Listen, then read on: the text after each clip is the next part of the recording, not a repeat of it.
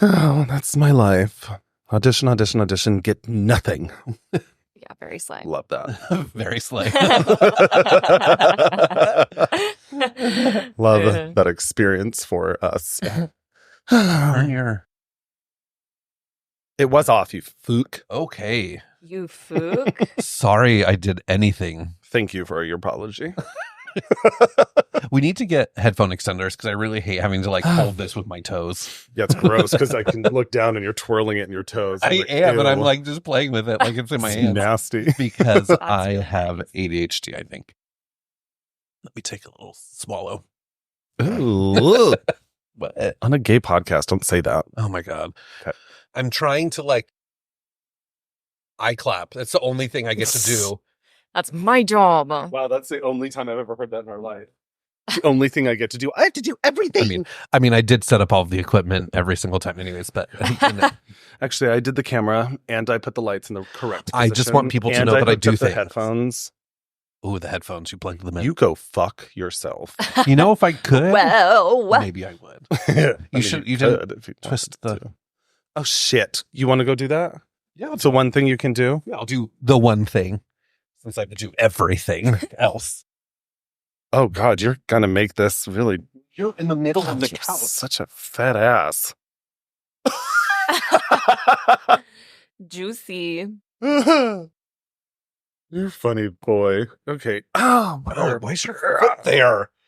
I'm more than the sound of my fart. Welcome to Homicide the Podcast. My name is Brandon. And I'm Kevin. Hello. A little weird role reversal there. It was a weird one, and I didn't do my twinkle fingers. I did a clap for you. Thank you. You're welcome. But Nice you should job. do the finger and thumb clap. Damn it. I should have done that instead. Ugh, redo. Just kidding. Anna, hi. Hi, guys. Anna, How's it how going? are you? I'm good. I did get diverted on the way here, so I, for some reason, on a Sunday morning, have been to 42nd Street, which we all know is It's not fun. ass. Yes. Yeah, if you are a New Yorker, Yeah. Don't go there. no. At first, when you said diverted, I thought you were going to say Diarrhea. diarrhea. Yeah, so this morning I woke up and Woke up and saw you, and I was like, oh, we're going there. We might need to pause a few times so she can use the bathroom. Oh, shit. That No, was none funny. of that. None of that. None of that is I happening. rebuke Not that. this morning. That's really funny. Yeah, no, 42nd Street is like I avoid Yeah. always. hmm Yeah, which is Times Square for those of you not here. Yeah, it's an awful place. I mean, it's cute Is it? Is it? for one To who? time. Yeah. Yeah, to like I go- remember my first time I loved it, but to go during a random day when nobody is there, Yeah. like on a rainy day. when it's great. snowing. That's actually kind of cute. Have you been there when it's snowing? Oh, yeah. It's actually really pretty. And When there's I- snow in there. Yeah, when I went for my NYU audition, it was during a blizzard, and we were staying in the Times Square area, Okay. and it was like so bad of a blizzard that all of the streets closed down. So Oh, it was kind of really cool because the lights were still up and Yeah. whatever, and there yeah. weren't any like cars on the street. Which is nice because you can kind of, I don't know, I get really not nervous, but overwhelmed. I mean, yeah, just that's too many why people. I hate that Yeah, area there's because too many it's people. so overwhelming, Yeah. and nobody knows etiquette of how to walk. No. And you have a bunch of people trying to scam people. Yeah, oh yeah. Like all the creepy people in their costumes Ew, those people that look like they creep smell me like cat out. pee. Yeah. Because there's a Oh, documentary about them. And and it's Have you ever seen so it? weird. No. and It's how they really take bizarre. advantage of people and they Yeah. bum rush Oh. them to take photos and demand they pay them for money and stuff. Oh, Jesus Christ. It's like when somebody tries to overwhelm you to just make you say yes. That's basically those- what Times Square feels like. That is Times Square. Right. And yeah. Where was your NYU audition? Was it at Juilliard? Is that Tish? At Tish? That's what yes, thank you. But Tish is up here, right? No, it's downtown. Oh, We were it's just down. staying up here because Oh, got it. we- Okay. when I auditioned for NYU, my parents were very much like, "You're not going to NYU. Like, we're just doing this as an excuse to go to New York City, and we know that it's your dream school. So we'll just take Like, a we'll trip to go. New York Yeah, City, yeah. to take a vacation to New York City." So we were we piled as many shows as we could into that week, I love and then I that. randomly auditioned, and then that got was in. and got in, and that was that. So then they were like, well, I guess you are going. They were like, wait, shit. Okay. We shouldn't have done that. Wait, shit. They didn't see that one coming. And here you are, now a New From Yorker. Texas Yeah. to Manhattan. Texas. Which, by the way, this is probably going to sound weird, but my biological mom is deaf. And so when I was little, I spoke like ASL and English at the same time. But she would always say Texas. Oh. And so I have listened to the podcast before and realized that I You would say it. say Texas with no context. So that is why it comes I've out never that way. noticed that. That's so Yeah, funny. It's just one of your terms. Texas. It's just like a thing that even people probably who know me are like, why does he do that? That's why. They just think you're like, A weirdo. I feel like you guys just say things weirdly sometimes. We And do. you're like vampire, you know? Mhm. That So one I was just- my friend. I let Kayla, it but yeah. fly because I I'm know. like, this You're is like, just part of what? your vernacular. I mean, this is actually Essentially it true. is. Yeah, because we just sit together and then start making stupid shit up like that. I think Yeah. mostly it comes from me, which makes. Well, no, you get some weird ones. I then. do get some weird ones, but it is mostly you. Yeah. Because you are the biggest weirdo Have in you this guys relationship. have Yeah. you guys seen Marty and Missy on TikTok? No. No. Okay, I have to show you after this. Oh my god. Yes. But it's like these two waiters in Brooklyn that have like made up an entire language, basically. Like the way that they talk is so particular. Somebody Oh, did God, I a love whole it. breakdown on like how their language works. So I love funny. it. I love that shit. Maybe in 10 years that'll be us. Yeah, we should start writing our dictionary, We should actually. right? Yeah. That would be Yeah. fun. But it can't be called dictionary. It has to be something like stupid, Yeah. named I stupidly. can't think of it on Dick. the spot. Dick. Dictionary. Dick. That's really funny. Vampire, I cannot claim. That one came from my best friend Kaylee, who died by suicide. So Yeah, but you've adopted it. I did. Yeah. Because I mean, we that's would the say beauty together, of but- language. You I like know. take little pieces from Yeah, other and I people. loved it. Yeah, so you much. colonize other people's. Yeah, I mean, I yeah, know. that's the beauty. Colonization. It's in our blood at this point. It is. God. That's what our forefathers have stood for. Well, we forgot to do this, but today's episode is episode 25. I know we made it. We made it to No. 25. We made it a quarter way. Oh, she got the button right. Yeah. Sorry, Misty. That's still the only one know. that I know. Yeah. I love that Misty's like slowly listening to them, and by the time she gets up to these, she's gonna be like, It's going to be in like 2 months, and she'll be like, oh, She's going to be like, oh, now I'm bored Right. because I know. Anna knows all the buttons. Now I know all that. I'm not listening anymore. No. Oh my god. Well, so this episode is titled "A Girl Named Holly Who Likes a Good Wood." Oh. This is all about. for a second, I was like, because we did not talk. You mentioned. I did mention. You did it. mention what you were going to name the episode, but then I was like, wait, is he reading his title of his story? Because I don't know. No, it's a gay podcast, so we're talking about wood. But Is if that you didn't get is it, the category Hollywood. killed by? Oh, okay. Yeah, These killed are by Hollywood. wood. Killed by wood. I mean, really, that's where my brain went. Killed by wooden Yes. branch. Today's episode is about lumberjacks. And, like we're just like getting more and more niche with like the Right. We are. I mean, we Holy did shit. an By episode tree with stump. pumpernickel. Why couldn't Yeah. it be wood? Do you Yeah. remember Punker? I Punker? do. How could I Punker. possibly forget? I know Right. that was a weird one. But yes, a girl named Holly who likes a good wood. Yeah. So it's all on Hollywood murders. So, Yes. but not just specifically people who died in Hollywood, No. but famous people who've been murdered. Mhm. Whoa. Yeah. Wow. There's a lot to Oh. unpack there. So what? How can you? So it's not describe- actually a girl named Holly, It could be, but but it might not be. mine's It's not. probably not. Mine's not either. What can you? How can you describe your story? So I just have mine's more of a title. Mm-hmm. Mine too. And my title is Even Hugh Hefner Thought He Was a Creep. Whoa. I mean, Yeah. that says a lot. Yeah. It does, exactly. Mine is going to confuse you guys, but They always do. Yep. mine can be described as we've all had a Latin lover, have we not? No. Ooh. I know. Latin lovers. You have not. You had your little Costa Rican I boy did have my Costa Rican rendezvous. rendezvous in a parking lot. The face. Excuse me. You're It was welcome. not Called only out. in the parking lot. That was just one of them. Not Thank you. only in the parking lot. There was more than one time, duh. There was lots of moments. Well, there was enough. Okay. Anyway, and Like, he was tell like us 3 years more. younger. Right? No, I Listen, what happens at the Disney College program stays at the Disney College program. more and more detail. See, this is the fun thing when you know somebody so well. Yeah. Yeah, that's true. I mean, no. Okay, Brandon has this. No. Brandon, well, I was going to say, because that was the other one that we talked about when I made those comments and you wrote them down on your list. Oh, yeah, I'm not going to say that on here. No, you are not. I have a list, an ongoing list of things Kevin has told me or said to me. This is probably a good time where I could read some of them. Read some of them. And it's been like throughout the last like 2 years. Which really, and I don't write everything, but could you imagine if you had kept it for like all of the time we've known each other? I mean, there would be a lot on here, but it would essentially, right now there's 38 things that I've written, some very inappropriate. But the first one, I'll read the first one, which I think is maybe one of my favorites. This is what started this list. He once said to me, "Spending time with you is awful." Oh my God. The list is funny. Spending time with you is awful. Yeah. Well, you made a poor choice of marriage then. Well, there's so many in here. There's like a lot. I mean, it was all in fun, right? Yeah. Like, it's funny. But what I told Brandon yesterday, we were like sitting in the park having coffee, judging everybody running by us as we're sitting there overweight. Yeah.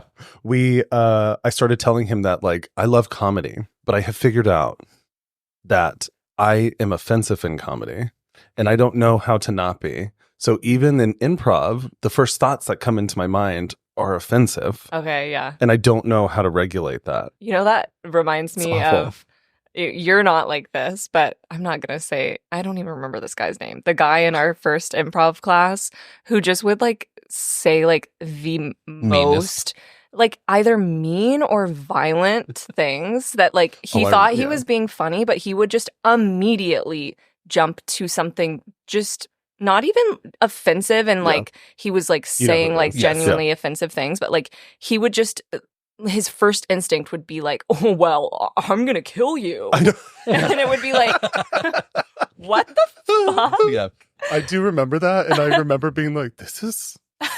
No, literally, I was like, "Are you good?" Yeah. Are you all right? Yeah. I didn't have much interactions with this man, but the first time I met him, he made some comment about what I was wearing and how we looked similar, and I was like, "Oh, you're a dick." Yeah, no. I don't remember that. Yeah, it was like the first thing he said to me. I'm like, I don't even know your name. I still don't even know his name. I don't remember his name. I do. It starts with an M, but I'm not going to repeat it. No idea. Michael Martin Murphy. Yes. Hey, I remember now. You remember now, yeah. It may or may not have been one of those things. Yes. Oh, shit. That's really funny. Yeah, no. Yeah. But this list is, I told Brandon at our 10-year wedding anniversary party that he should actually read it. But some of them he probably. I mean, there's some funny one, like there's some really inappropriate ones, but there's some that are like, one that he said is, "I'm more than the sound of my farts." Or, "Hey, daddy." I contain multitudes. Right. He said, "Hey, daddy, he looks like an ex-felon for sure."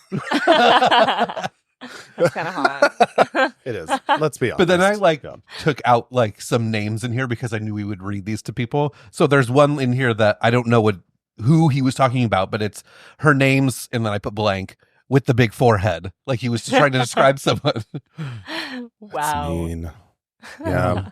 Yeah. See, it goes into like, Did you see her labia?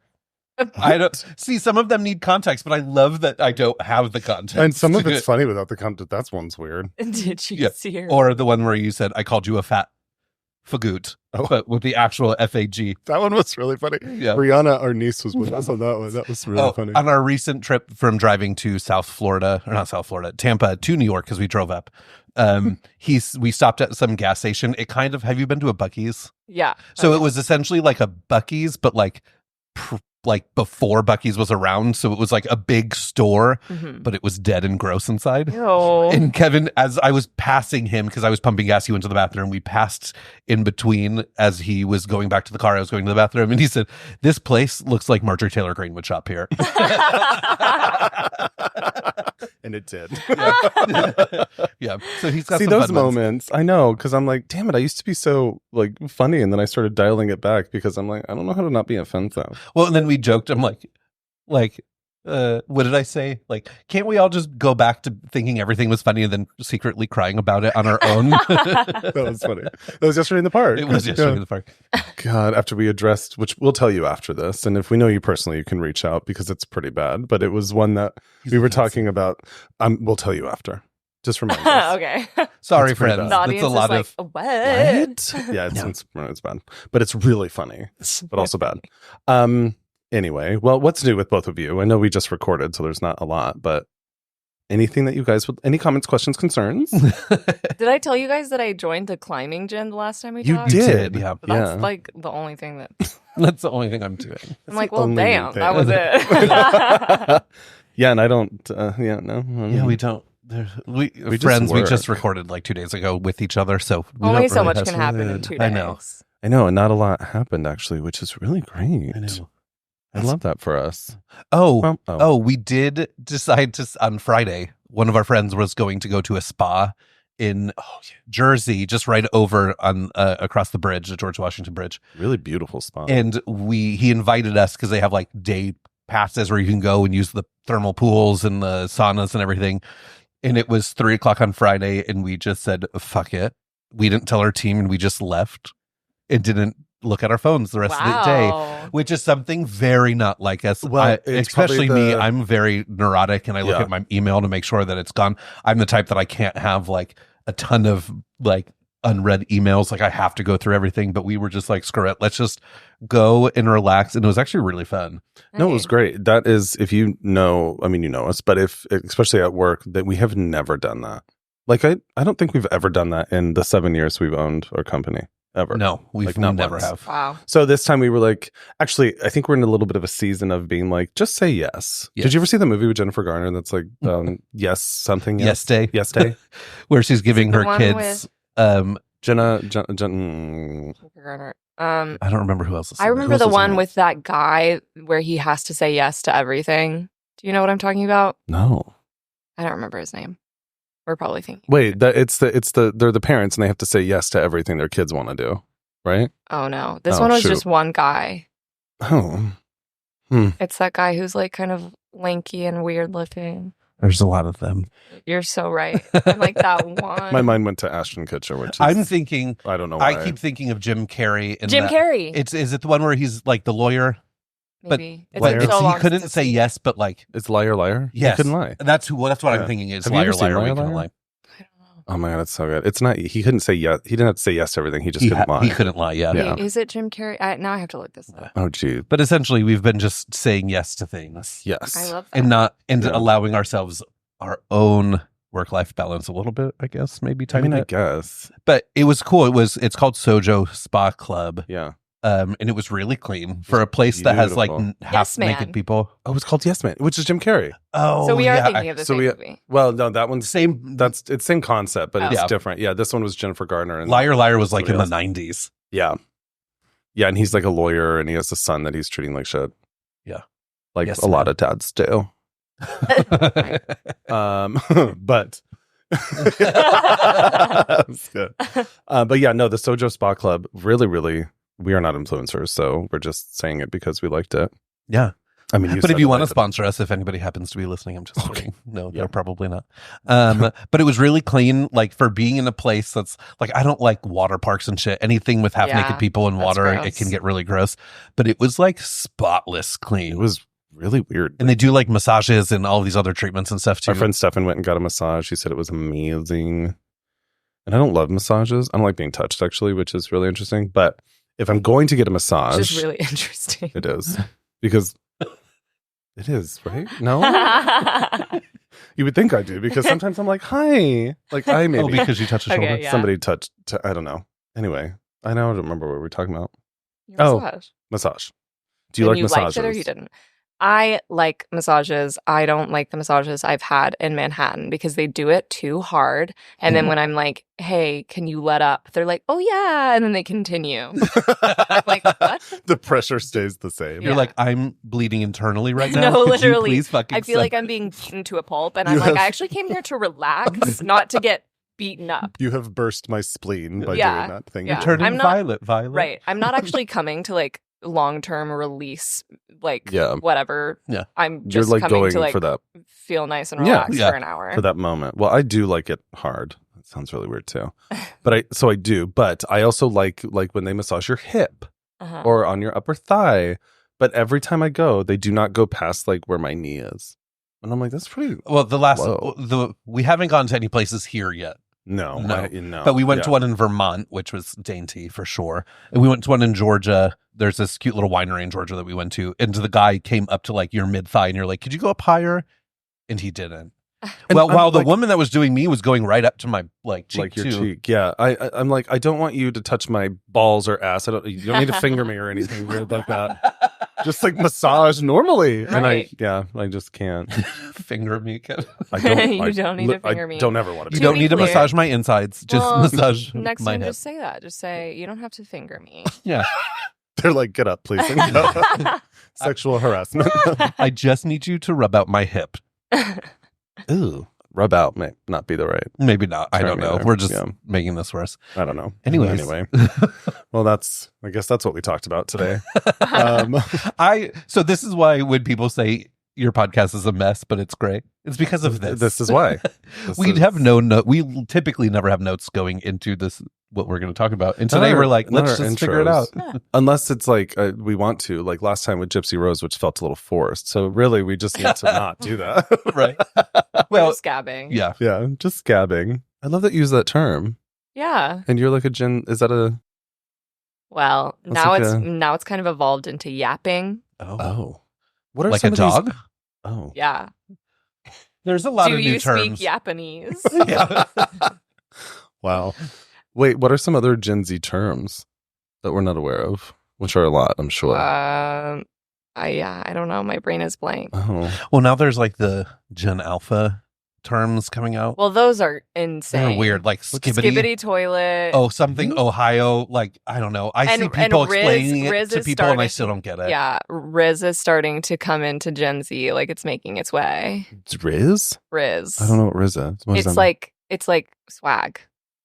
Swag? Like somebody's got swagger? Like swagger. somebody's got swag? Yes. My mind went to swag as in marketing. Collateral. Oh my God. Because that's Here's our your branded pen. No, it's like Riz. got Riz. Oh, okay, I can like that one. Riz Like is you've got fine. Riz. Don't Like, just don't try it. no one's gonna You're tell too me old that. to try it. Literally, no one's gonna call me and tell me that I have Riz. It's never gonna happen. Yeah, because I don't. So, I don't. all right. Well, go register to vote. Thanks. Oh, that was it. Okay. Quick shift in plug. I just saw it. Register to vote. Visit vote.org. Thank you. Vote blue. Okay. Should we go into You our wanna dive episode? in? Yeah. Who goes? I go first today. Yes, you do. In mine, I'm excited for yours. Yours is going to be a little bit more intense than mine, I think. So I'm excited Yeah. to do mine and then jump right into you. Mine's gay.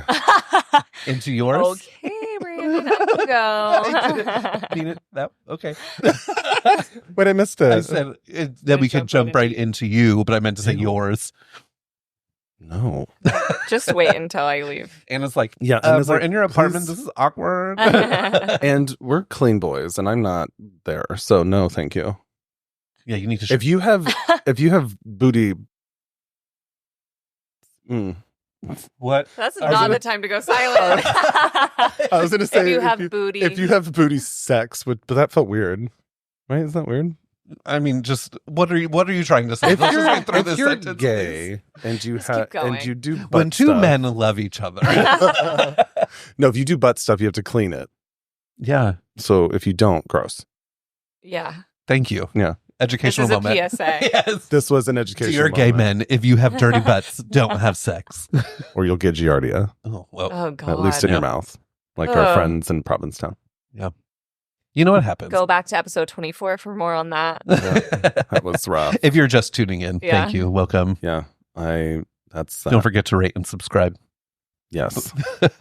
All right, And let's on just that note, dive in because now this is where the mess comes in. it is messy. All right, Brandon, you go today, right? Yes. You're going first. What's the title of yours again? Even Hugh Hefner thought he was a creep. Wow. Yeah. Yeah. All right. My story today is about a 20-year-old model and actress Hmm. destined for stardom. Mm. One in which the notable Hugh Hefner would go on the record stating, "There is still a great tendency for this thing to fall into the classic cliche of small town girl comes to Playboy, comes to Hollywood, life in the fast lane. That's not what really happened. A very sick guy saw a meal ticket in his connection to power, whatever slipping away. And it was that made him kill her, which he's essentially describing what he's saying didn't happen. But in a short period of time, this ice cream shop attendant's life would go from being the first Canadian named Playboy's Playmate of the Year to her body being found lying naked in a bloodstained room of the house she once owned with her ex-husband.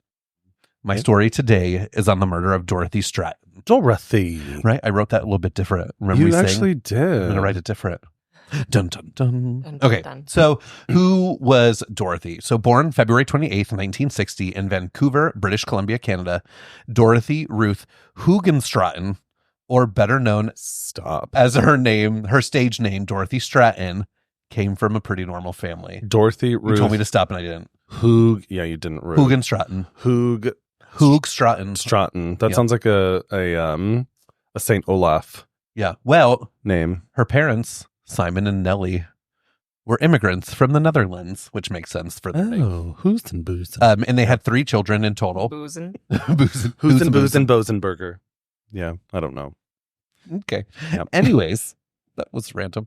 They had 3 children in total, Dorothy being the oldest, then brother John and sister Louise being the youngest.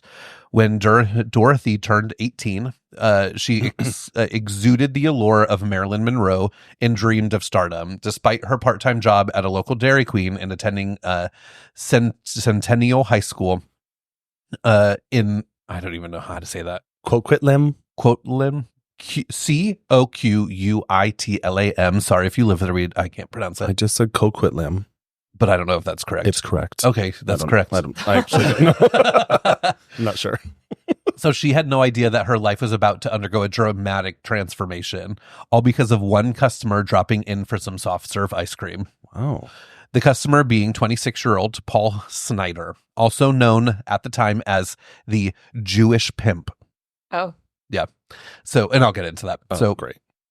Paul was born April 15th of 1951 and grew up in the East End of Vancouver, which according to Google is one of Vancouver's oldest neighborhoods, but also has high levels of drug use, poverty, homelessness, and crime. When Paul was a young boy, his parents split up and he dropped out of school after the 7th grade. All of this ended up steering him into an obvious life of hustling. As he got older, he grew from a skinny boy to bulking up and growing your typical 70s porn stash. Hot. Yeah. I mean, he honestly wasn't unattractive. Was he? Did you see a picture of him? Yeah, of course I saw pictures. He looked like a 70s He porn. looked like a Jewish pimp. Like it was very I'm not sure what that clear. looks like, but You'll see it. okay. This drastic change of appearance made women more attracted to him, especially as he started to go out to the nightclubs because of the attention he would get and how he would wear a Star of David necklace. His friends coined the name Jewish pimp. I wonder if he had a super hairy chest for that. Jewish. Yes. Yeah. Yeah. So the Canadian press even described him. I have them in there. Even described him as a man with a penchant for tailored suits, floppy hats, and flashy cars. Throughout his life, Floppy hat. yeah, That's really interesting. Yeah. yeah. That's hot. Throughout his life, he was a hustler. Yeah, like what is a floppy hat? I mean, I Like don't a know. fedora? I'm like, I'm picturing like a beach hat, but that makes no sense. I kind know. of am too, like the one from Sex and the City with like Kim Cattrall, where she's like Yeah. trying not to see the naked man. That's exactly it. Yeah. That'd be great. Throughout his life, he was again a hustler. He was even involved with a gang called the Rounder Crowd. Pimped out women, was a club promoter, and tried to be a drug dealer. He sounds amazing. Yeah. By the time he met Dorothy at Dairy Queen, he was looking for his next break. Seeing the gorgeous woman in front of him, he was eager to learn more about her. One of his friends even recalled him saying, "That girl can make me a lot of money." Wow. Yeah. So Dorothy was quickly smitten and intrigued by his charm, especially with all the gifts he would end up giving her and the home cooked meals he would make for them in his luxury apartment. In hindsight, this treatment was in a sense grooming. He was grooming her to be able to take advantage of her. Something that he'd done before with women that he pimped out, and he knew he could do it with her. And to start, he wanted to get her on Playboy. So from what I've seen, everything happened really fast because by August 1978, Paul got Dorothy on a plane and she was headed down to Los Angeles for her first test shots at Playboy. Damn. In her first shoot being a nude shoot. I wonder how many women this was true with. Oh, that probably were a in lot. the Playboy, ethos. Oh, I mean, Like, we read, so at our company, we have a book club, and one of our first books we read was the Holly that's Madison right. We book. did read that one. Yeah. Yeah. I didn't read all of it, but I read like the most traumatic parts, which was the beginning where they talked about how awful they were, which is kind of funny that Hugh Hefner thought he was a creep because Hugh Hefner was the biggest creep. He would take advantage of all these women. They'd have weird group sex rituals with him. Well, they He would pitted all the control women them. against each other too. It was fucked up. Yeah, it's just gross. But Dorothy told a Canadian TV show once that it took him a while to talk me into agreeing to taking some test pictures. I'd never taken my clothes off for anyone. I didn't know. It took me about 2 weeks to agree. Now, these test shots were for her submission into the Playboy's Great Playmate Hunt competition that they had. And Playboy loved her. Marilyn Grabrowski, a former West Coast photo editor who worked at Playboy at the time, was quoted saying, "She was a total babe in the woods. I can't remember another Playmate being that. I don't want to say naive, inexperienced, unused to her surroundings, and not used to thinking that she was really beautiful." A Playboy photographer, Mario Casilli, was also quoted in a 2020 interview saying, "I called her a woman child. Oh my God. When you looked at her, she was a total lady. She had the statuesque look, but when you talked to her, she was still a little girl," which is gross, right? And I did read in another article, I removed it from here, but it's essentially, it kind of goes with the storyline that the age of consent in Canada for anything like that is 19, and I believe it was 19 and she was 18. So she had to get her mother to consent for her as well. So like this was literally a child. So you're calling her a woman child because she was a woman child. I don't understand the attraction that men have for underage. Yes. It's disgusting. I cannot comprehend. No, it's not all men. You're not all awful. No, but it's most a of you great deal of them. Yeah. That have this weird, I don't know, attraction to children. It's disgusting. And it weirds me out. I just do not, even as a gay man, there is zero, and we talked about twinks last time, there is a zero attraction for me to unhairy older men. Yeah. I have like zero, maybe because I have daddy issues, who knows? But I just don't, I don't get No, I don't get it this either. stuff. No. But we live in a society that says all gay, trans people, non-binary people are the all they're ones that are doing predators taking advantage of children. When you literally have people like this taking advantage of children. I mean, they're just projecting because they want to hide their own fucking Exactly, they want to deviant place the blame on lifestyles. someone else. Anyway. Anyways, Go off. all right. So If you don't know our position on this shit. Anyway. So from here, everything changed for Dorothy. First, the two, Dorothy and Paul, moved from Vancouver to Los Angeles, where they got married only after 18 months of being together. And then 2 months later, after they got married, Dorothy's Playboy career took off. However, Playboy had her change her name to Stratten, so it wasn't even her idea. Playboy told her to. So they ended up getting married, and his first initial, literally whatever, is that she can make me a lot of money. Yeah. So that all feels very intentional. 100% is all intentional. He was going to take advantage of her. And then by 1980, she was officially announced as the Playmate of the Year at Playboy. Wow. So she went from ice cream scooping, and then within 2 years being the Playmate of the Year, which is in the Playboy world at that time a huge accomplishment. So during this time, she also started to grow her acting career Wow. while working as a bunny at the Century City Playboy Club. She ended up being booked for a few small TV roles and a movie in movie parts, so such as Fantasy Island, Buck Rogers in the 25th Century, and a sci-fi movie called Galaxina. Sounds like a porn. Right, it does. Throughout the 1978 and 1980, Dorothy became increasingly popular, and Paul started to fade away a little bit, which didn't do well for somebody who loved all of that attention.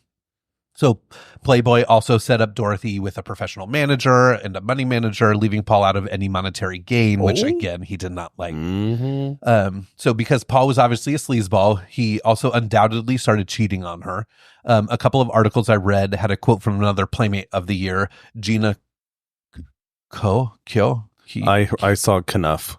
Which it looks like Knuff. Yeah, it's Keough. I really need to learn how to like pronounce things.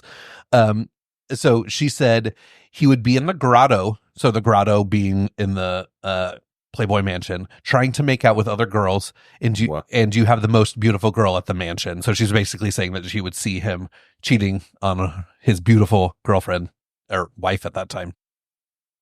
So at this point, both Paul and Dorothy were definitely getting over each other, and people around them, around her, knew that he was bad for her. So even Hugh Hefner didn't like him again. He was quoted in saying, "I said to her that he had a pimp-like quality about him," which again, so did you fucking weirdo. This is also around the time when Paul was introduced to Soman Benjry, also known as Steve, who was the founder of Chippendales. They hit it off, and Paul ended up becoming a founding partner with Steve and the Chippendales. Okay. So there's like a whole Hulu not documentary, but TV show that they built where Dorothy and Paul are in it, because it's even known that it was Dorothy's idea to dress the male strippers in tux collars and cuffs. Well, what's interesting too is that Soman Banerjee, there's a whole murder. There's a whole surrounding thing about him Chippendales too. as well, which actually is him. Damn. Yeah. So there's that fun correlation between the two. The fun. I mean, really fun fun. in this. So It's not fun, but Well, no, it's interesting Anyways. though that's kind of the company. Yeah. The company you keep matters. So 100%. yeah. Anyway, So by the next January, Dorothy's career was still thriving, and she got her biggest casting yet, playing Dolores Martin, acting alongside Audrey Hepburn and John Ritter in the 1981 film They All Laughed. John Ritter was also murdered. Wow. Yeah. Directed by Oscar-winning director Peter Bogdanovich, who also directed movies like Paper Moon, The Thing Called Love, and She's Funny That Way. Dorothy was obviously ecstatic. Yeah. As they started to film, everybody loved her. So castmate Colleen Camp once told ABC News, Dorothy was just breathtakingly beautiful. There was something very otherworldly about being with her. Time would stop and you just felt like you were in a frozen moment. Wow. Which is like a beautiful thing to say about someone. Yeah. Director Peter was also captivated by Dorothy. However, this wasn't his first encounter with her, as he often would frequent the Playboy mansion. It's even said that he wrote the role specifically for her. Eventually, the two fell in love. Dorothy spent much of the next 5 months filming in Peter's hotel suite. And at the same time, Paul and Dorothy's relationship was really rocky, so much that by June 1980, she asked for a physical and financial separation.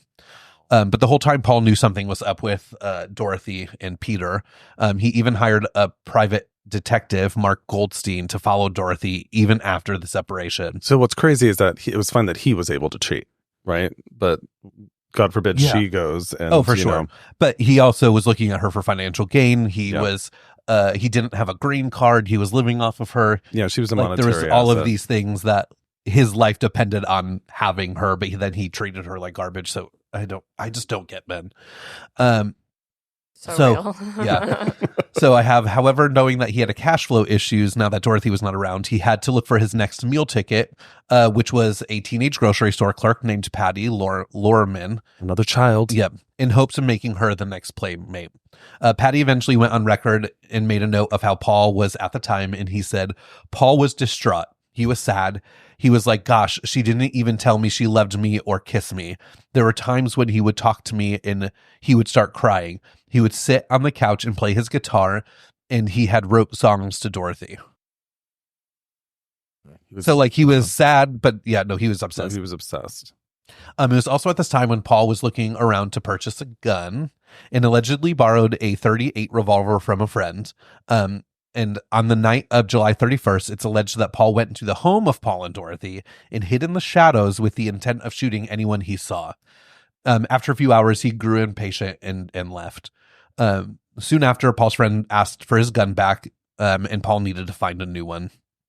On August 8th, Dorothy and Paul decided to meet.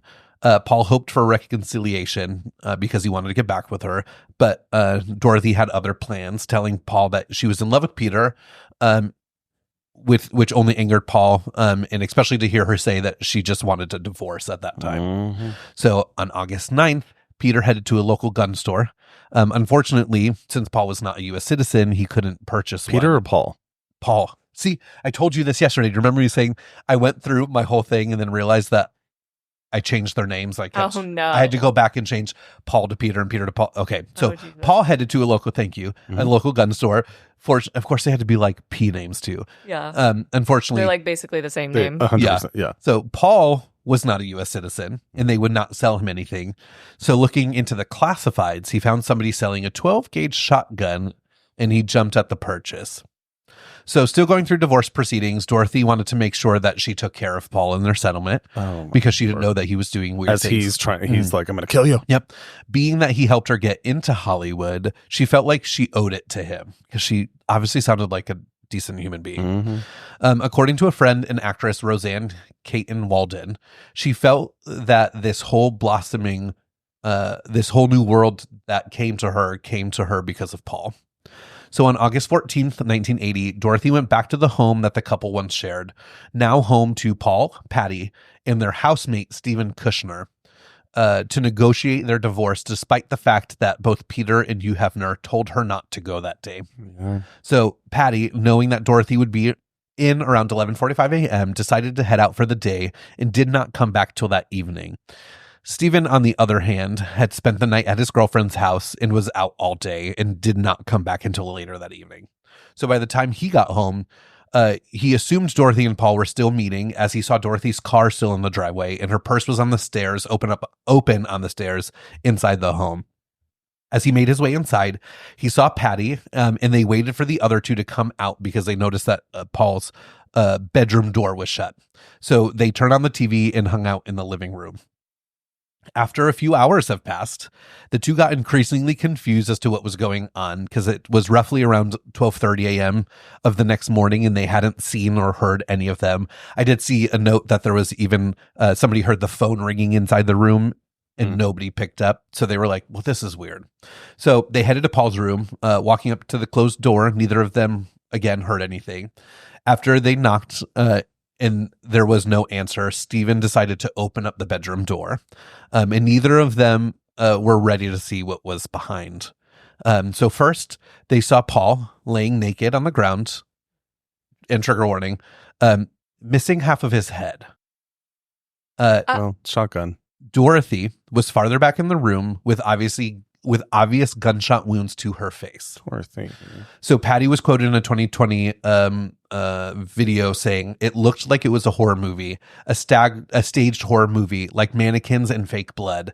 That's a picture that never goes away, a mental picture that's stuck in here forever, which is really fucking sad because you just made trauma for other people for no fucking reason. Yeah. After the investigation, detectives were able to determine that Paul had raped Dorothy before shooting her in the face with his 12-gauge shotgun. Once finished, and I think like an hour or so after he killed her, he turned the gun on himself and died by suicide. Hence why he was missing his head. Dorothy was buried at the Pierce Brothers Westwood Village Memorial Park and Mortuary in Los Angeles, the same place where Marilyn Monroe, Hugh Hefner, Farrah Fawcett, Betty Page, and many more other Hollywood celebrities are buried. Is that the one we went to? I think it is. I think it is. Yeah. So Paul was quoted in the Village Voice after her death saying, Dorothy Stratten was a gifted and intelligent actress as she was beautiful. And she was very beautifully, very beautiful indeed in every way imaginable, most particularly in her heart. She and I fell in love during our picture and had planned to be married as soon as her divorce was final. The loss to her mother and father, her sister and brother, to my children, to her friends, and to me is larger than we can calculate. But there is no life Dorothy's touched that's not been changed for the better through knowing her, however briefly. Dorothy looked at the world with love and believed that the people were good down deep. She was mistaken, but it was among the most generous and notable errors we can make. And I don't have it in here, but I saw a couple different articles where Paul also came out and basically said that the lifestyle of Playboy kind of aided into the fact that she was murdered. Oh, sure. Hugh Hefner came out against that as well. So there's like some strife behind Of course those he did. two. That was his business. Yeah. Yeah. It is also noted that in an ABC article saying that Peter continued to take care of Dorothy's family for the years after her death because he was going to be marrying her. It would be part of what you would, whatever. Yeah. So eventually, Peter got close with Dorothy's sister Louise, and after 8 years after her death, the two ended up getting married. Well, that's cute. Did end up getting divorced as well, which I didn't have in here, but in like 2001 they got divorced, but they ended up getting married and living together from that. Wow. So that is the story of Dorothy Stratton, Stratten, Hugh Stratton, or better name, but her as Dorothy Stratton. Yeah, her name sounds familiar, doesn't it? Well, she Yeah. was beautiful too. Yeah, Dorothy. Super sad. Stratten. Just over the fact that this one sleazeball of a man got butt hurt because Dorothy Stratten. she wasn't going to be with him anymore. God, why do it just? It's all control. Yeah, which is just disgusting. So, wow, that was interesting. Yeah, poor Dorothy. Yeah, even Hugh Hefner thought he was a creep. That says a lot. A really beautiful tribute, though. Yeah, the paragraph that you read. Oh yeah. Oh, the quote. Yeah, who was that quote by?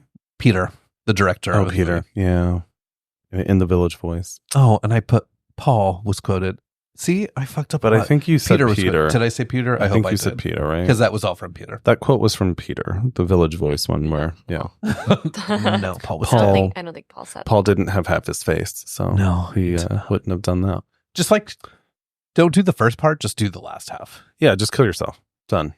Yeah, we That's don't often condone what I it, think but- in these stories. Yeah, I do too. Anytime it ends with the murderer killing themselves, I'm like, you could have skipped that part. You could have just killed yourself. Like- yeah, like you dirtbag. ay. Well, wow. Good episode. I mean, All right. story. You're Are like, we not and we're doing done. yours? Goodbye. Wow. All right, are you ready for yours? Yes, I am. Guys, again, my title is We've All Had a Latin Lover, Have We Not? So my first question to you both is, have you had a Latin lover? Have we not? You have. Yeah, Yeah. Okay. for sure. I have not. You have not. No. Oh, I had a. No.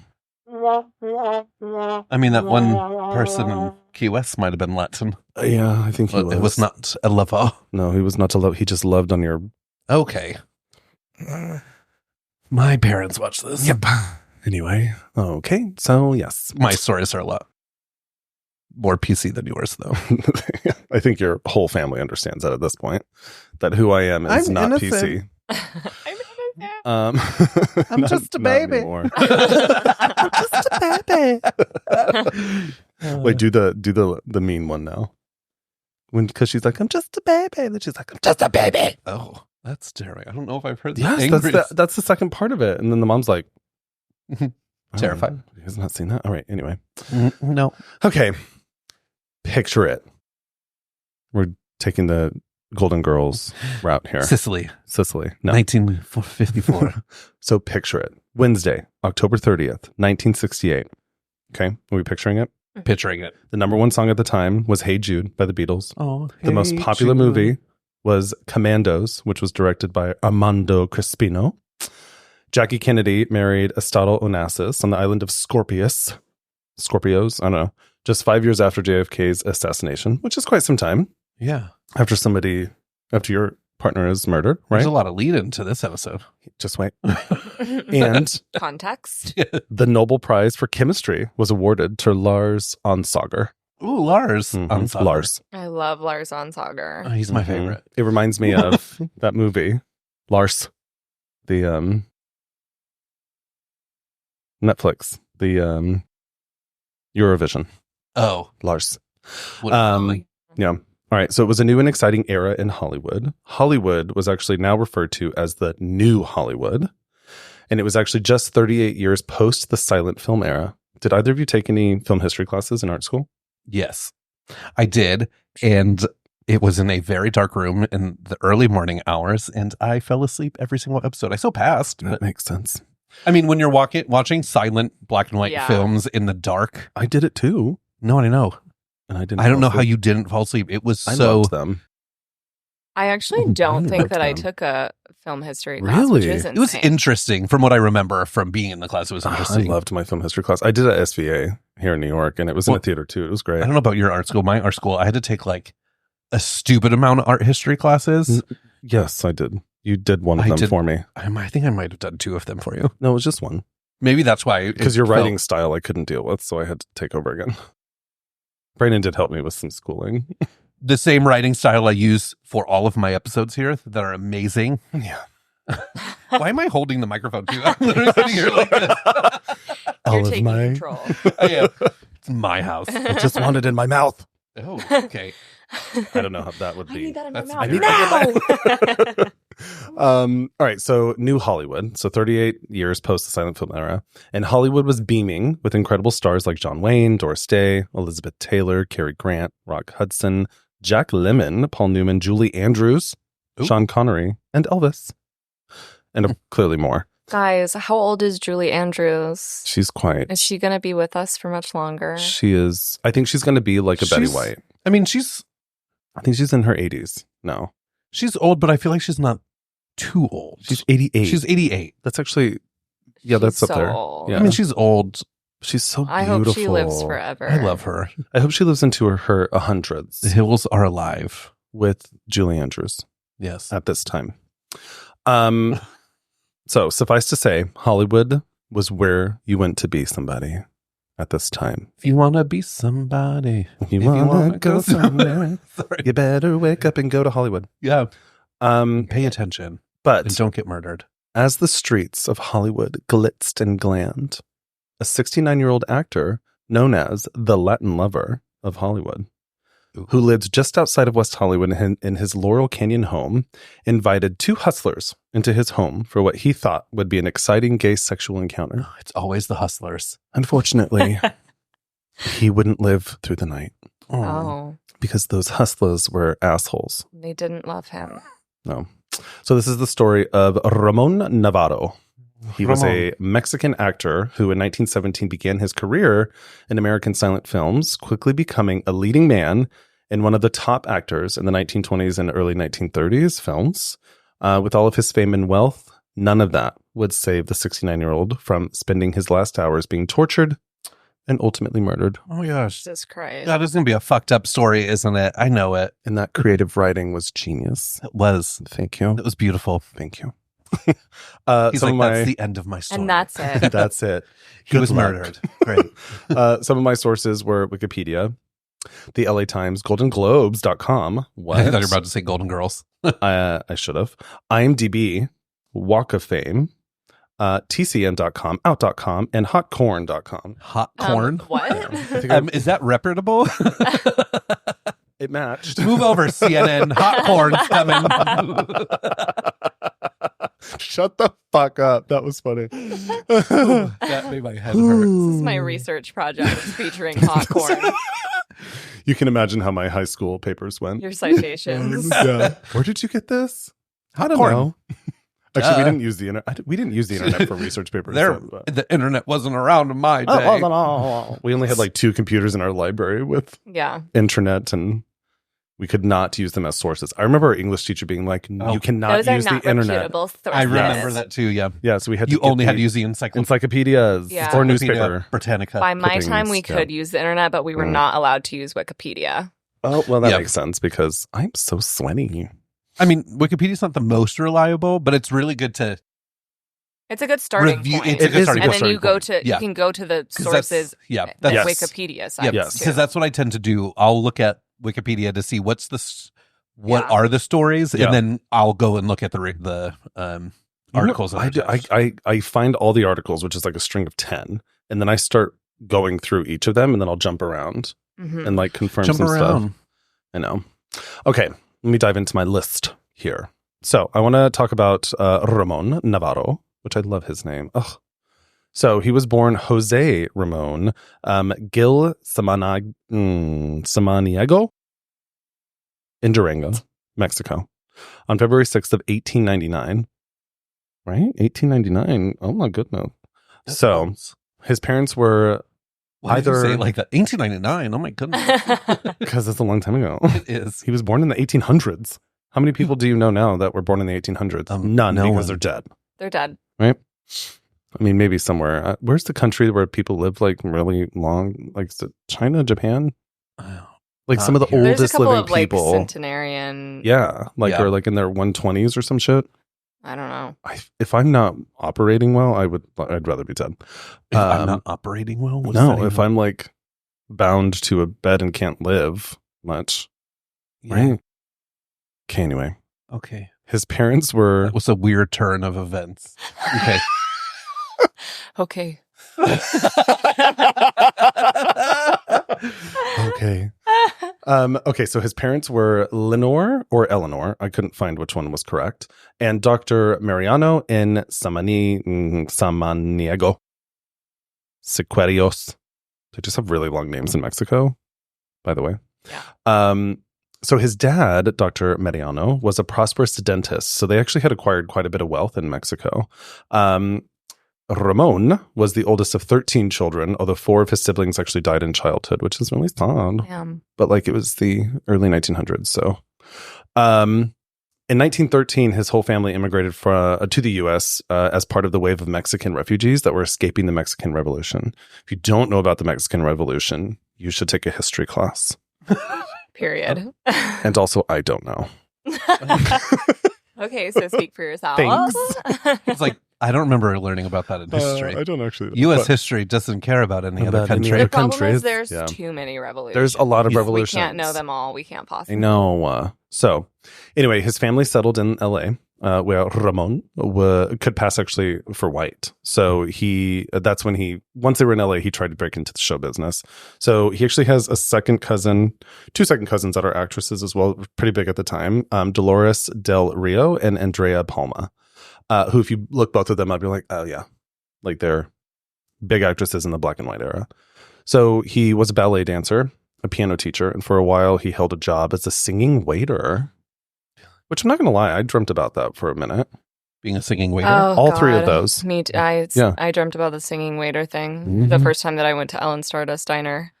We've And now never the done it. idea of doing that actually makes me want to die. Yes. I'd rather imagine, be on like- Broadway. Yeah. Well, Yeah. imagine like a customer being like, this waffle tastes like shit. And then you have to be like, the hell? You know what I mean? Like, ew. Right. I mean, defying So- gravity would mean a lot more at that point, you know? Yeah. Oh my God. Yeah, that one That would would. be traumatizing. I just don't like people enough, I think, in those scenarios because people are so rude. Well, you can't also just be a waiter. No, I tried it. I tried it once. I lasted 2 months and it ended with me basically yelling at somebody for demanding ranch dressing because they needed it. And I was Yep. like, you want it. Which You I think don't we need it. did talk about it Yeah. on the episode I think we did too. before. Yeah. Well, But yeah. it's still I mean, good to I- reiterate Kevin hates people. Yeah. Well, that's not true. I don't It's like really mean, easy. rude people. Yeah, it's really easy Yeah. to hate people. It in is really that easy to hate environment. It is. I Because just. people are awful to waiters. Yes. People But I suck. am working on something right now. And that is that I read something recently that everyone views and experiences the world differently. So I can't put my own expectations on other people for how they should treat people.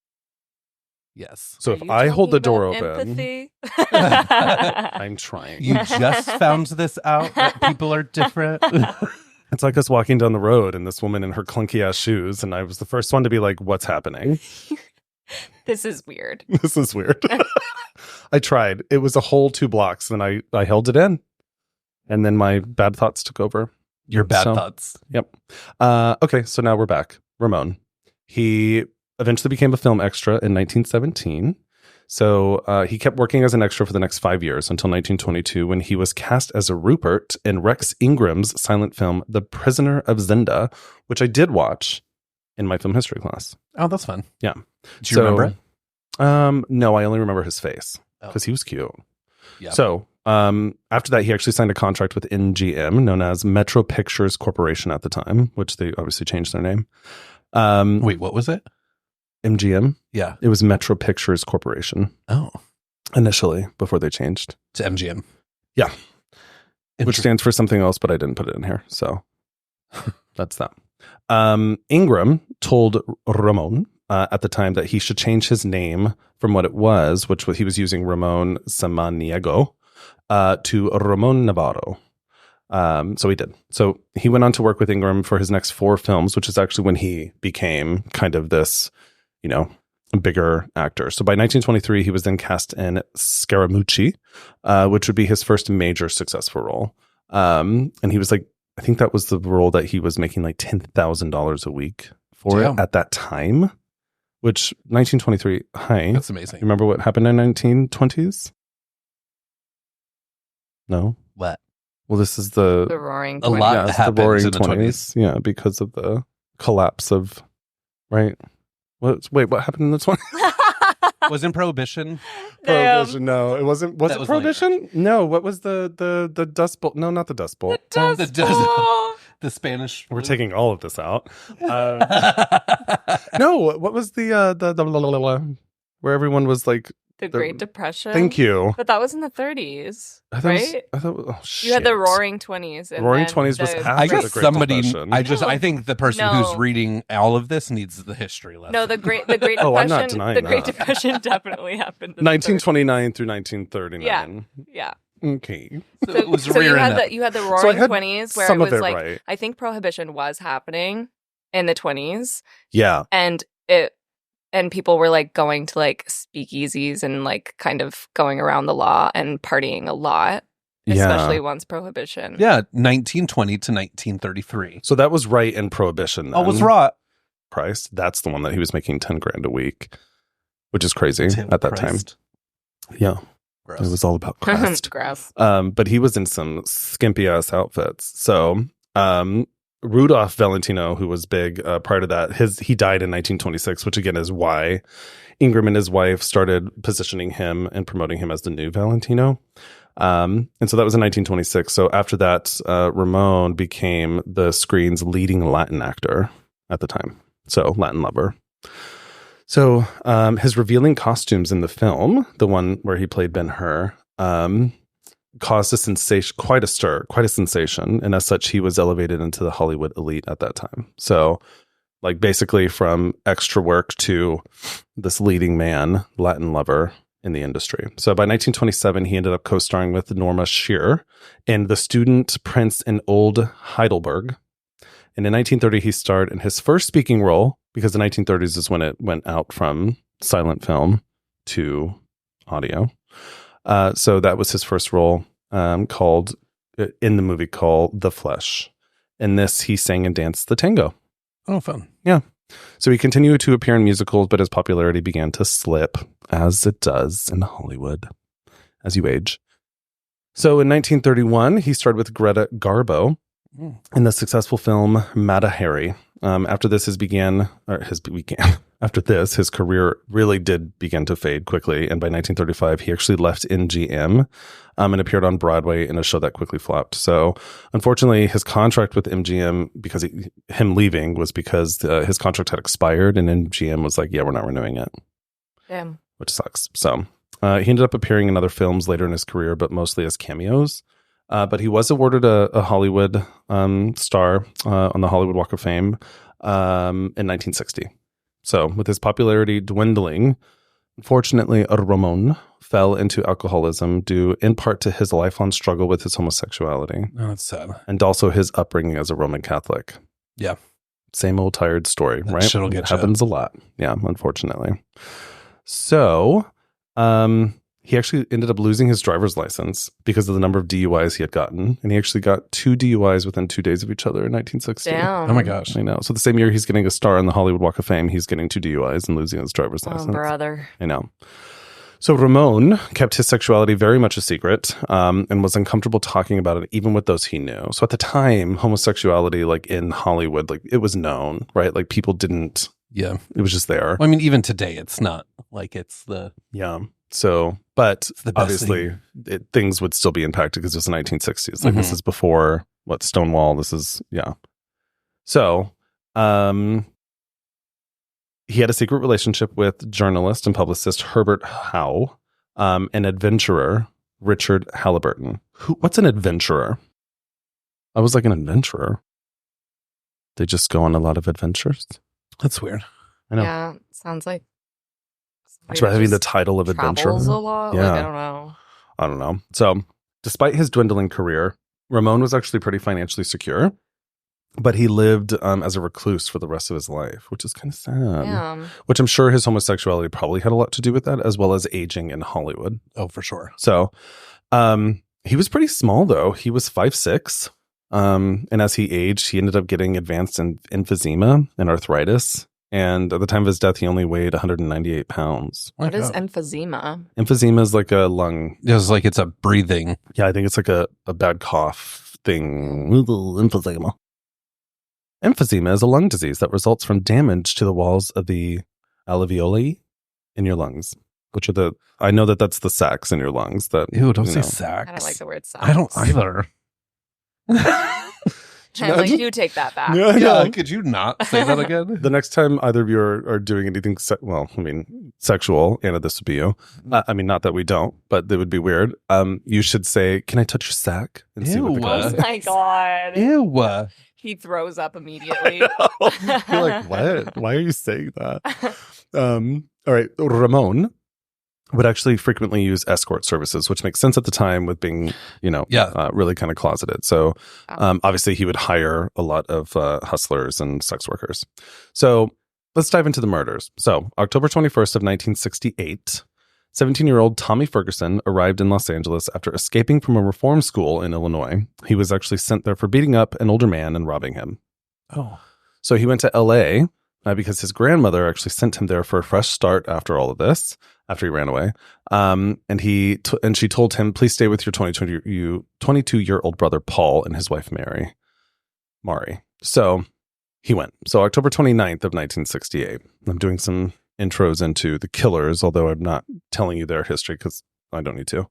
But October 29th, 1968, Paul and his wife get into a heated argument, causing Mari, M-A-R-I, to leave and stay at her parents' house, leaving both Tommy and Paul alone. So these two brothers are now alone in this whatever.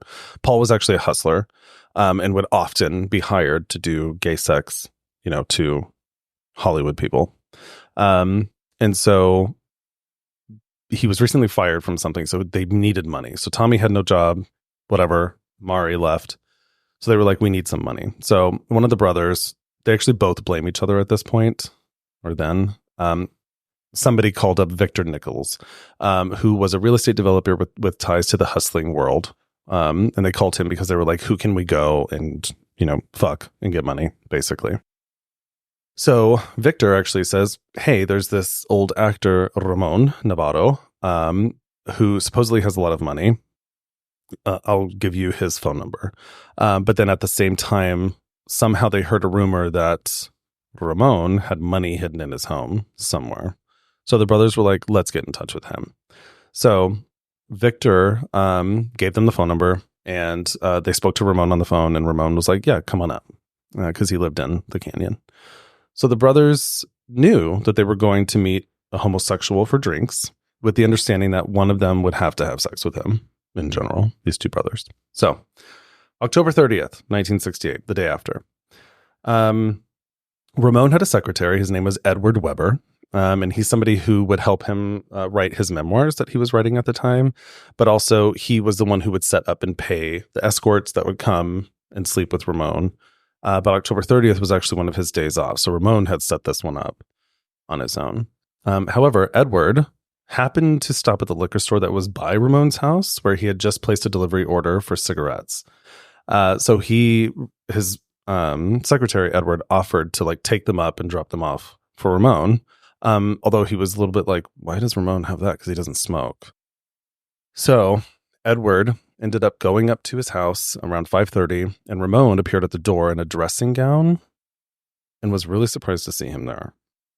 So Edward, his secretary, could smell lotion on Ramon. This is weird to me. But he could smell lotion on Ramon and could see that he had a freshly trimmed mustache and goatee. But Edward was not invited in at all. So Ramon's like, thank you for bringing this. Weird that you're here.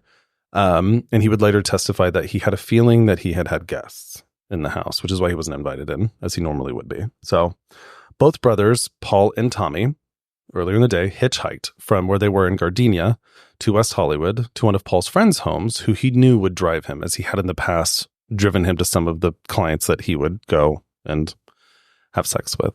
So the brothers got the ride, and then were taken up, dropped off at Ramon's house about 4:30. So Ramon answered the door in a blue and red silk robe and invited the brothers inside.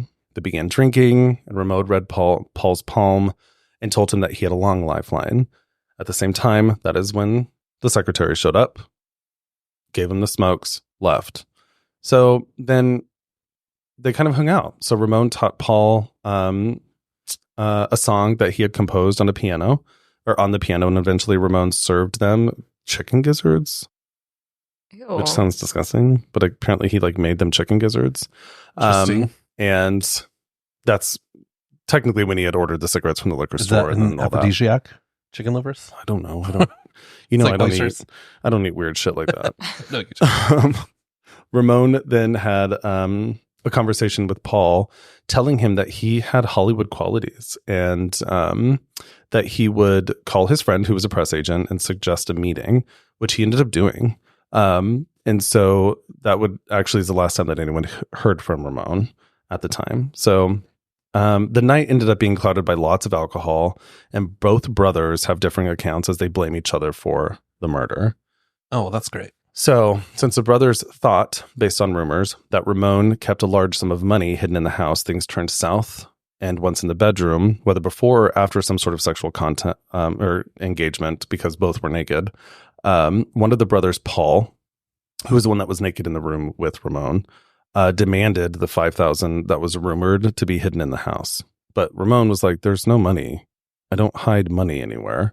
They're like, we've heard it's behind this, behind a picture frame. But he's like, "There's no It's so weird money here." I would be like, take off all the picture frames and Yeah. you'll see that there's nothing here. Yeah. So they're all super drunk, and I'll get into more of this. But Tommy, who was the other brother, because Paul was in the bedroom with him. Tommy had been on the phone with a girl he was dating in Chicago, but then joined them both in the bedroom, adding to the demands for money. So Ramon kept denying there's no money, which lit both brothers on fire, and they started jostling, shaking, and rough shoving Ramon, which then escalated into them pummeling his face, which is when this started the torture. Oh my God. So Ramon, Is this trigger warning time? a little bit, yeah. But also if it's getting to that point and the person's still saying, I don't have the money, maybe they don't Maybe they don't actually have the money. So Ramon, who was obviously naked, fell after being hit in the face, and the brothers then yanked him back up and hit him down again. So it's also said that one of the brothers apparently danced twirling a cane and a baton and wearing a glove and a hat that he found in a closet, which is said to be Paul, was basically naked doing this around. I don't know. So to keep Ramon conscious after beating him, they ended up dragging him into the bathroom, slapping him alert with cold water. Ramon then staggered back into the bedroom saying, "Hail Mary, full of grace," which is horrible, as he sobbed, eventually collapsing to his knees.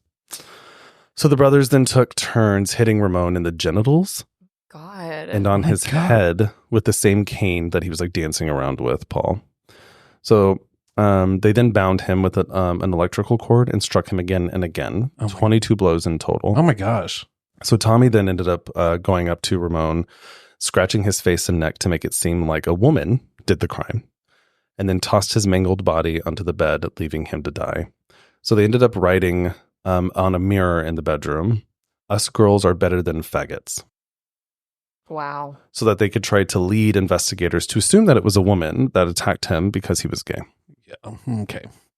Meanwhile, they're hustlers fucking all these dudes Right. for money. So, okay. So Tommy and Paul then ransacked the home, not finding any money because there was none.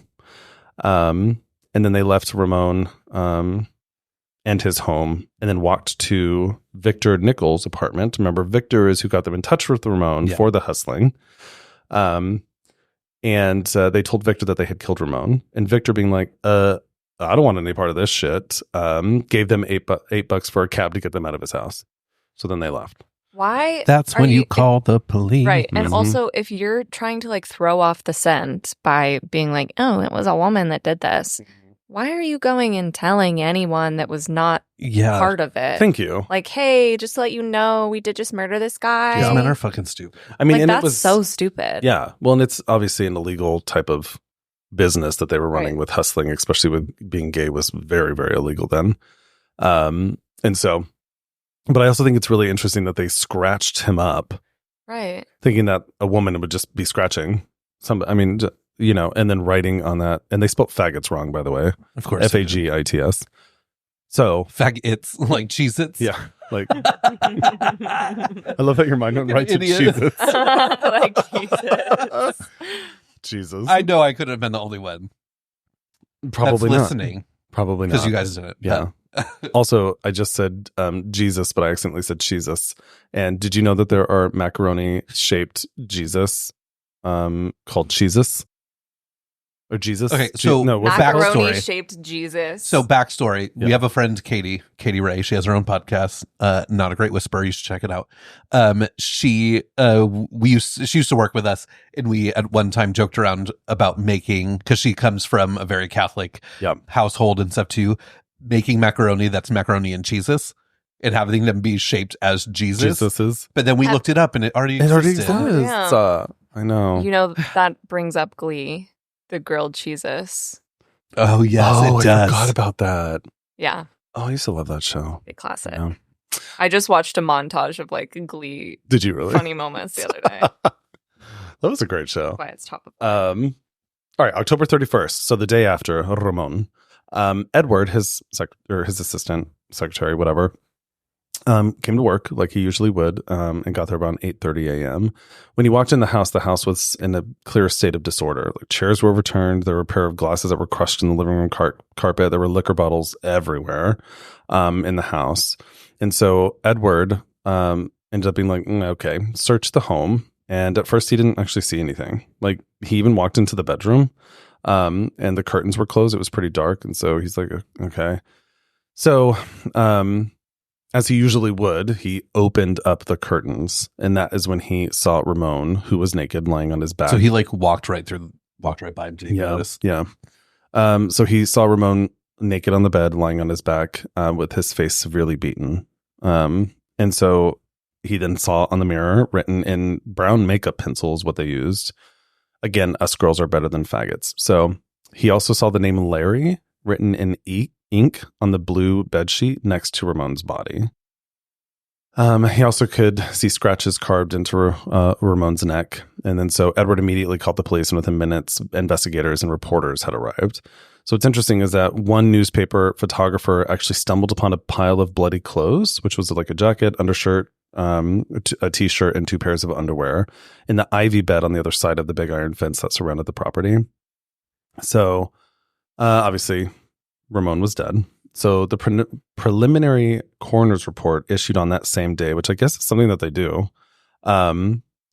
Blood was noted to be smeared on the floor in the bedroom. There was blood on the ceiling, and there was a tooth noted lying on the floor at the foot of the bed. So obviously, because they were hitting him in the face. So Ramon's hands were tied behind his back with a brown electric cord. A white condom was found in Ramon's right hand, and the electric cord extended down and was tied around his ankles as well. So he had lacerations and ecchymosis, which I don't know what that is, were noted on his face and head. So that day, the front of the paper of the newspaper, actually it was the next day, the front of the newspaper read Ramon Navarro, silent film, era star beaten to death. So police also announced that the murder weapon at the time was a silver-topped cane that had been found at the crime scene. So the autopsy ended up revealing that Ramon's alcohol level was 0.23. Right now it's like 0.08, I think, is like the legal limit in California. So he was drunk. He had a fractured nose, and there was a bruising on his chest, neck, left arm, knees, and his penis. Oh my gosh. Because they were hitting him And the cause of his death was actually suffocation. He choked on his own blood. Oh my gosh. So, yeah. That's horrific. So he had a lot of injuries to his face, neck, nose, and mouth. So the coroner actually determined that had the assailants left him on his side or stomach instead of face up, he would not have died. Well, yeah. So, Yes. so arrest and trial. This is infuriating. Investigation first. The police immediately started questioning known male sex workers, and Paul's name actually came up in some of the interviews. So they took a particular interest in Paul's brother-in-law, Larry Ortega, Mari's brother, due to Larry being written next to Ramon's body. Larry was actually known as a sex worker, a gay sex worker as well. And so they immediately were like, So they went to him. So Larry had actually spent an evening with Ramon the week before and actually was a regular visitor to Ramon. So Ramon's phone record, however, was where the police traced a 48-minute call to 19-year-old Brenda Lee in Chicago. Remember, Tommy and Paul were actually both from Chicago, but Tommy had just gotten to LA from Chicago. So that call was made at 8:21 in the evening of October 30th. That is the same call Tommy made while he was there. So Chicago police interviewed Brenda, and she actually told them that she had been speaking to her boyfriend, Tommy. They've been together about 6 months at that time. So her statement, she actually was quoted as saying, "He told me that he and his brother were invited to this movie star's house. Then he told me he was working and trying to save enough money so he could send me about $300 so I could come down there and we could get married. I don't know how he got on the subject, but Tommy told me that his brother knew there was $5,000 behind one of the pictures in the house and that they were going to try to find it. Tom said my brother was upstairs with Ramon and he was trying to find out where the money was. Then I heard a bit of yelling and Tom said, I have to go before my brother really hurts Ramon and I want to find out what's going on. And that was the end, and he hung up." Both brothers had records in Chicago, so their fingerprints were rushed to the LAPD, and it was determined that they matched samples taken at the crime scene. So on November 6th of 1968, really not that long after, the police arrested both brothers, Paul and Tommy, in Bell Gardens. Tommy was in the apartment of one of Paul's friends, the one that they went to after everything, and Paul was in a diner nearby. So Paul denied having to do anything, to do with the murder, but then later said that he passed out, and once he woke up, Ramon was dead. Mm-hmm. Tommy said that after his call with Brenda, he went into the bedroom and Ramon was all beat up, and said that Paul told him later he died bravely. That's all he wanted out of life, was to live and suck a few dicks. Oh my God. Says the gay hustler. Okay. So Tommy was 17 at the time, but he was tried as an adult, and Paul was held without bail pending trial. So the trial, both brothers were charged with first-degree murder, obviously, and the state of California versus Paul Robert and Thomas Scott Ferguson began on July 28th, 1969. But if you guys remember, at that time, we did a past episode on Manson. Sharon Tate and all that happened during that time too, which delayed a little bit of this trial, which is why it was July of the whole next year. So both brothers were pitted against each other, and both denied that either of them actually killed Ramon. So Paul and Tommy's mother, Lorraine Smith, actually went and testified that Tommy wrote and told her that Ramon deserved to be killed because he was nothing more than an old faggot. So Ramon's sexuality was obviously front and center in the trial. I know. And that still happens today. People still think about shit like that. Yeah, today. They're exploiting the gay community and making money off of them. Yeah. Uh-huh. Cool. Yep. So anyway. You only like us when you can benefit from us. Mm-hmm. But you're still sucking dicks. Anyway. Okay. So obviously, as I said, Ramon's sexuality was front and center in the trial, with the defense for Tommy really leaning into the idea that a female intruder did it because Ramon, and this is what the lawyer is quoted as saying, back in the days of Valentino, this man who set female hearts aflutter was nothing but a queer. There's no way of calculating how many felonies this man committed over the years for all of his piety. What would have happened that night if Paul had not gotten drunk on Navarro's booze, at Navarro's urging, and at Navarro's behest? Would this have happened if Navarro had not been a seducer and a traducer of young men? That's bullshit. Okay, so they're blaming him for these men who decided to go there. It is, and it's gross. And this is, and I've been thinking about this the whole time. This is why it's equality and equity and diversity and inclusion is really fucking important, because these people were able to not get away because they obviously whatever you're about to say. Well, they might have gotten away, but the fact that it was such an okay thing to a degree for somebody to be like, oh, well, he was a fag, let's just kill him. Openly just be It's like, just, yeah, well, like, he deserved it because he seduced these men. Okay, but he also lived in a time when it was not acceptable to be gay, so he had to then figure out what to do. It's kind of like the AIDS crisis. People would go to the piers and have sex with random people instead of, like, you know, having a they couldn't have life that they could that they ever wanted, because they couldn't live that life. Yeah. Right. And now you're taking advantage of a man who was just trying to find somebody. Well, to just think of, they took advantage of gay people by being gay sex workers when they were not gay. Yeah. So and like it's just people just wanted to feel touched. They wanted to feel love. They wanted to feel something, right? And now you're coming in to take advantage. Yeah, imagine of them being a and killing straight them. man and never ever being able to be with a woman ever. Like, what would you do? Think on that. Interesting. Yeah, because they're definitely listening to our podcast. So a jury deliberated for 2 days before finding the brothers guilty of first-degree murder. So at the sentencing, which happened not too long after, Tommy actually confessed. And he blurted out, he kept trying to put his fingers up my rectum. I started hitting him. I hit him again, and he hit the floor. He died of a broken nose, and I'm the one who busted it. But obviously, his lawyers were like, ignore. But regardless, both brothers were sentenced to life in prison, which would be served at San Quentin. Well, if he put his hand in your rectum, he probably thought it was okay to, because you were there having sex with sex him. worker. Yeah. I mean, I wouldn't have put my finger in somebody's ass, but you're also, that's not you. No, but regardless, it doesn't matter. Yeah, you were there. You literally were there for that. So anyway, the judge recommended that they actually never be released. But they were. What, days later? They were, likely because of how people viewed homosexuality at the time. Tommy was paroled just 6 years into his prison sentence. My God. And Paul was paroled just 9 years into his prison sentence. So let's go up on some current updates. How do you think these boys lived after that? Oh, great. Do you think that they maybe committed more crimes? Maybe. Maybe they did. So Tommy was in and out of prison a lot. Fucked up life, and he ended up dying by suicide on March 6th of 2005.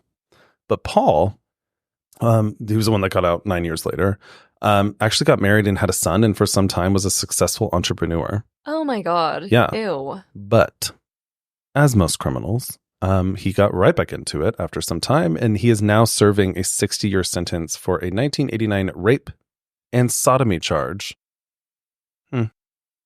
So in an interview, Paul... Which didn't need to happen if they were just, you know. So in an interview, Paul actually said, I'm going, wow, this guy can tell some pretty good stories, but I'm getting drunk. The next thing I knew, I found myself being overwhelmed by his body and just like hairiness, and I guess being kissed or whatever the fuck it was. And I come out of that, I go, get the fuck, and boom, and I walked out. So that's what happened. So of murder, I was innocent. Of manslaughter, I wasn't innocent. Even of manslaughter, maybe I could say I was innocent, but I was guilty of hitting him. I did hit him, but I did it in a drunken stupor. And you still killed him, so you were a fucking murderer. Like, so both of them deny, and then both of them admit. Of course. Oh, because they were probably together, and they probably did it together. And it was about the money. Yes. Yeah. It was obviously about the money. Yeah. So, just leave people alone. Here's some interesting info. So, the Ferguson brothers, so both Tommy and Paul, got way more attention in this entire thing than Ramon's death got at all. Of course. So they received fan letters from women when they were in prison. Truman Capote interviewed one of them for a TV special, and there were numerous tabloid articles and sensational novels based off of their lives specifically. So the time that they served in prison for the crime was incredibly short. And although they received life sentences, like as I said, one only served 6 years, one only 9, and they were released on parole. And so it's widely speculated that this lenience, as I said before, was because they murdered a gay man. So, yeah, they both obviously got incarcerated again and went and did similar crimes, and just a fucking mess. So, God, I hate people. Anyway, that was the story of Hollywood's Latin lover, Ramon Navarro. Well, that Sad. was very fucking sad. I know. And yeah, I just hate people. I couldn't imagine being, being gay at the time. And I remember, obviously when we were younger in like the 90s, and even I came out in 2004. Technically, I came out in 2003 to my friend Hillary, who you'll meet at our tenure. Yay. She was on that that I went to podcast. high school. Oh yeah, you met her. That's Yeah. right. She's in the Yeah. Coast Guard. Yeah, Coast Guard. she'll be there with her fabulous girlfriend. And so, but anyway, yeah, when I came out at that time, like that was early 2000s. Like, there was, it was just different. Even when I was 21, like it was, gay marriage was not at all approved yet. Like there was just, still some fighting to do, but it was nothing like having to be so hidden Right. in the closet that you have to hire sex workers just to be able to have any sexuality in your life at all. So It's fucked up. yeah. And and it sucks too because Hollywood, I feel like Hollywood, and I'm not a part of it, but I'd love to be, but I'm not right now. Not that in side this of sense, Hollywood. but not this. It's so incredibly progressive and loving and accepting, and like obviously there's some bullshit there too. Clearly we did with Brandon's story, with some bad shit, but I'm sure that he would have been able to be way more of himself in that environment than Right. not. So I don't know. It's sad. It's all fucking sad. I know. Again, there's no reason to kill someone. Just off yourself. Yeah. That's it. That's today's lesson. and I don't understand why there were people like sending fan mail and stuff, and why it was so okay for them to be let off so early. Yeah. With I understand the bigotry of the time of like, well, you killed a gay man, so it's like more okay than if you would have. Yeah, they're killed a like, straight thank you. man. Yeah. But like, you were having gay sex with this gay man before, and Well, I think that you they were probably blamed. getting paid. Yeah, but I think that they probably blamed the gay people saying that they seduced the straight men because that still happens now. Yeah. Yeah.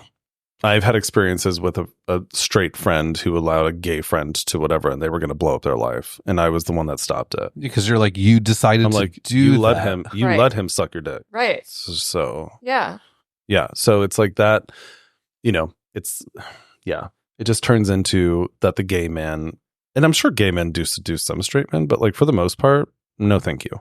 Right. Yeah. There's like not a win there, right? Like at No. all. Well, I mean, there's skeevy, pervy people in any group, right? So Yeah. you have the gross gay men that are trying to seduce Sure, straight men and sure. whatever. But again, it doesn't. I mean, none I of have- it deserves being murdered. Just like Yeah. straight No, I men agree. shouldn't be murdering innocent women or anything Well, else. people just shouldn't be murdering ever. Well, no, you shouldn't. But then we wouldn't have a podcast. So But maybe Well, that's a no, good thing. I'm kidding. No, yeah, no. Podcast is over. No more murders. No more murders. No, it's interesting, but I do think it's like this is why I don't feel bad about objectifying straight men, Yeah. like at all, right? Like I don't care who it is. I'm like, ooh, daddy, right? I'm not like doing it to their face mostly. I mean, you're not But- catcalling. No, I don't do that shit. That's weird I as fuck. love objectifying straight men. Yes, because they Sometimes deserve it's worth it. So yeah, but interesting. So yeah, this was an interesting one. That was a really interesting one. the Hollywood. Yeah, a girl named Holly who likes a good wood, which makes no sense for this episode. No, they usually don't. I but fully thought it but was a it girl was- named Holly that got yeah. murdered with a piece of wood. With a piece of wood, and everyone will think that too. But it's not. It's about Hollywood murders.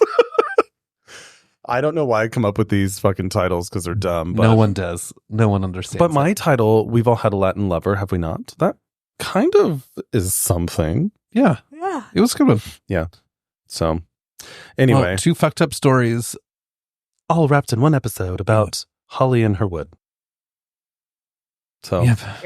Period. Yeah. So just as a quick reminder for everyone that we'll now do at the outros because I don't really care about them anymore, is to, if you love this, give us a thumbs up on YouTube. And if you're not on YouTube, then go and rate and review mostly in Apple or only in Apple and Spotify. You can rate on Spotify. You can Yeah. review on Apple. There you go. You can also leave comments on Spotify. Yes. And if you don't do anything, then you're just an asshole.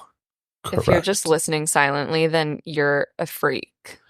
And we love you, though. And we love you for listening still. We love a good But freak. we would prefer you to. But you're being qualified as a freak. Yes. So, So if anybody is still listening. yes, as Anna would say. It's like, no. Oh, yes, No, you Misty, did it. if you're still there. Birds? Oh, chirping. Yeah. Yeah, that makes total Or like, sense. I was thinking more crickets because, like, is anybody Are those listening crickets? still?